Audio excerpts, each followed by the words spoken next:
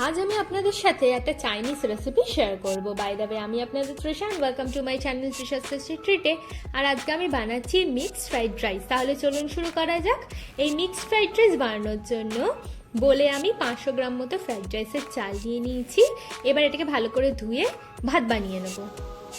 দেখুন আমাদের ভাত একদম রেডি। এবার একটা বোলের মধ্যে 200 গ্রাম চিংড়ি মাছ, স্বাদ মতো নুন, হাফ চামচ রসুন কুচি, হাফ চামচ গোলমরিচের গুঁড়ো আর 1 চামচ মতো সাদা তেল দিয়ে ভালো করে মিশিয়ে এটাকে সাইডে সরিয়ে রাখবো।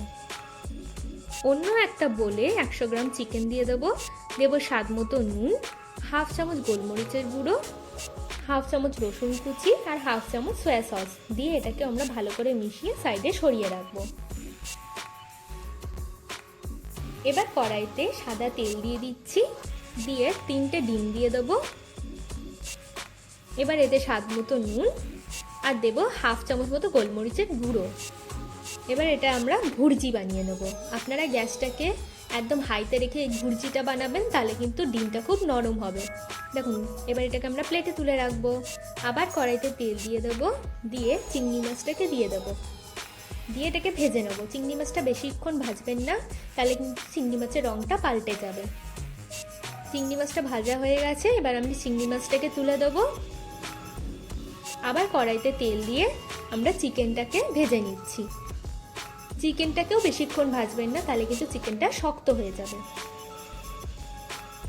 চিকেনটাকে আমরা তুলে নিচ্ছি, নিয়ে কড়াইতে তেল দিয়ে দেবো 2 চামচ মতো রসুন কুচি, 1 চামচ মতো আদার কুচি আর 2টো কাঁচা লঙ্কা কুচি দিয়ে এই সব কিছুকে আমরা ভালো করে প্রথমে ভেজে নেব।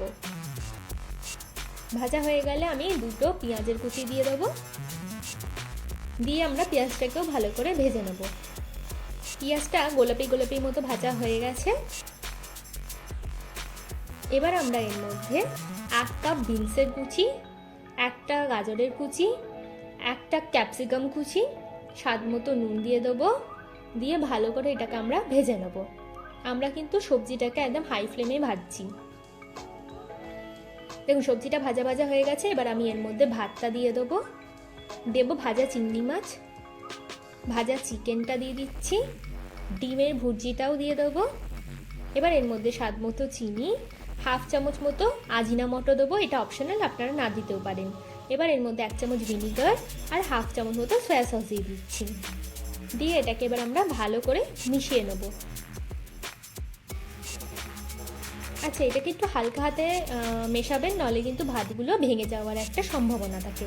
এবার এর মধ্যে আমি 2 চামচ মতো পেঁয়াজ পাতা কুচি দিয়ে দিচ্ছি, দিয়ে আবার ভালো করে একটু মিশিয়ে নেব। আচ্ছা, আমি গোলমরিচের গুঁড়ো দিতে ভুলে গেছিলাম, তাই এর মধ্যে আমি 1 চামচ মতো গোলমরিচের গুঁড়ো দিয়ে ভালো করে মিশিয়ে নিলেই কিন্তু আমাদের ফ্রাইড রাইস একদম রেডি। চলুন এবার এই ফ্রাইড রাইসটাকে আমরা সার্ভ করে নিই।